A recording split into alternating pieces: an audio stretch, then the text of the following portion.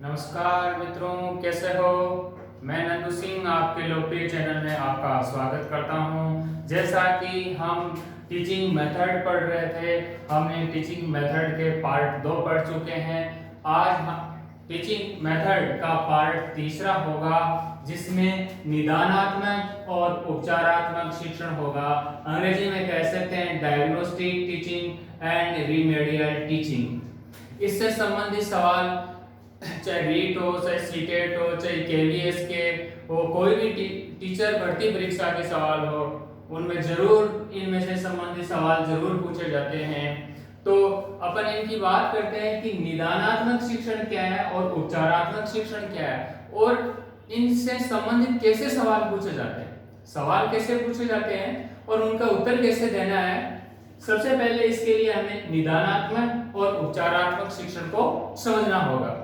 देखिए, निदान करना यानी पता लगाना, डायग्नोस्टिक शिक्षण कहने का तात्पर्य है कि जिस शिक्षण में छात्र की कमजोरी का पता लगाया जाता है, उसके किसी विशेष लक्षणों के द्वारा, उसे निदानात्मक शिक्षण कहते हैं। अर्थात छात्र की कमजोरी का पता लगाना, छात्र या बालक की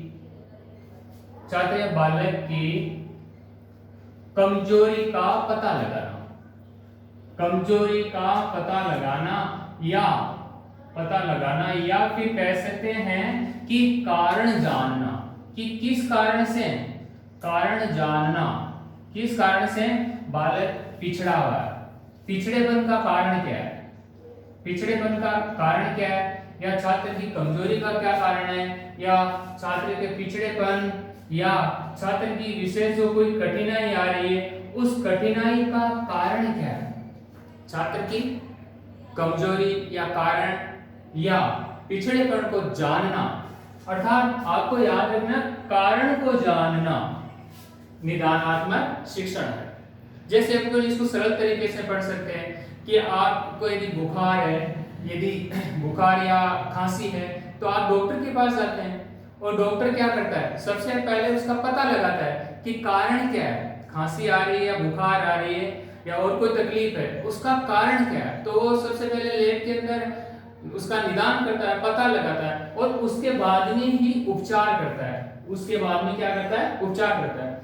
तो निदानात्मक शिक्षण के बाद में ही उपचारात्मक शिक्षण किया जाता है। यानी सबसे पहले छात्र की कमजोरी का, पिछड़ेपन का हमें पता लगाते हैं, और पता लगाने के बाद में उस समस्या का हल ढूंढते हैं या समस्या को दूर करते हैं। तो यह है निदानात्मक शिक्षण, छात्र की कमजोरी का पता लगाना। दूसरा है उपचारात्मक शिक्षण। इसमें क्या होता है कि जो हमने पिछड़ेपन का कारण जाना था, उस कारण को यानी उस समस्या को दूर करना या समस्या का हल ढूंढना, या इसको दूसरे तरीके से भी कह सकते हैं, जो हमने पिछड़ेपन का कारण का पता लगाया था, उस कारण को दूर करना,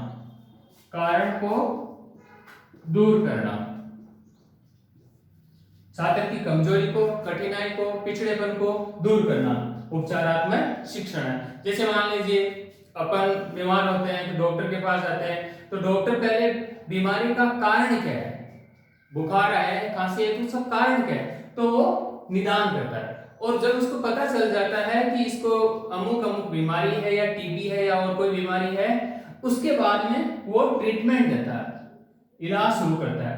तो वैसे ही छात्र की कमजोरियों को जानने का कारण निदानात्मक शिक्षण में है, और छात्र की कमजोरियों को दूर करना,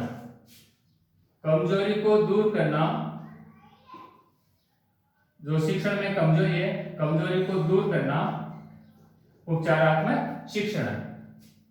अपन इसको दूसरे तरीके से ऐसे समझ सकते हैं कि जैसे एक बालक है और विद्यालय में लगातार अनुपस्थित रह रहा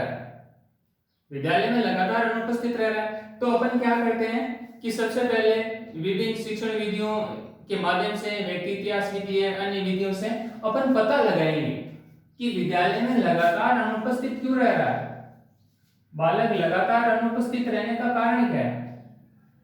और हमने जो ये कारण जाना, जैसे मान लो कि उसके माता पिता का आर्थिक आपसी कलह है, या फिर अपन कह सकते हैं उसकी आर्थिक तंगी है, या फिर गलत दोस्तों की संगति है, तो इस जो कारण हमें पता लगा था लगातार अनुपस्थित रहने का विद्यालय में, वो निदानात्मक शिक्षण था। और जो हमें पता लगा कि बच्चे की जो आर्थिक स्थिति खराब है, माता पिता का आपस में आंतरिक कलह है, या फिर अन्य कोई कारण है, उस कारण को दूर करना ये उपचारात्मक शिक्षण में होगा।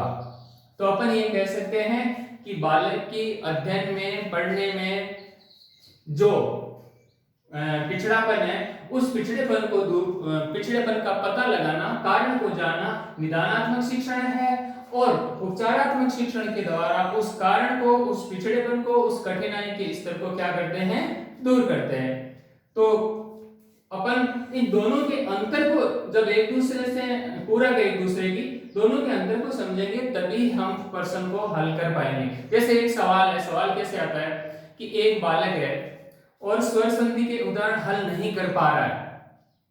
दोबारा बोल रहा हूं प्रश्न को, एक बालक है, स्वर संधि के उदाहरण को हल नहीं कर पा रहा है, तो आप कौन सा शिक्षण करेंगे? तो इसमें हल नहीं कर पा रहा, पता नहीं कि क्या कारण है, तो हम करेंगे निदानात्मक शिक्षण। इसका उत्तर होगा निदानात्मक शिक्षण। और फिर कारण को निदान में पता लगाएंगे कि क्या कारण है। हमने पता लगाया कि बच्चे को स्वर और व्यंजन का पता नहीं है, तो स्वर संधि के वो उदाहरण को हल कैसे करेगा? तो हमें यहाँ निदानात्मक शिक्षण के माध्यम से पता लगा उसकी कि उसे स्वरों का ही ज्ञान नहीं है, और उस स्वरों का ज्ञान कराना जो हमने निदानात्मक शिक्षण में पता लगाया था, अब उसको दूर करना ये उपचारात्मक शिक्षण के माध्यम से करेंगे। तो मित्रों, ये दोनों बहुत ही महत्वपूर्ण है। आप इसको एक बार ढंग से देख लीजिए, और आपको सही याद हो गया होगा, कमेंट बॉक्स में लिखिए, और साथ ही चैनल को सब्सक्राइब जरूर करें और बेल आइकन दबाएं, जिससे नेक्स्ट वीडियो के आपको नोटिफिकेशन मिलते रहें। Thank you for watching.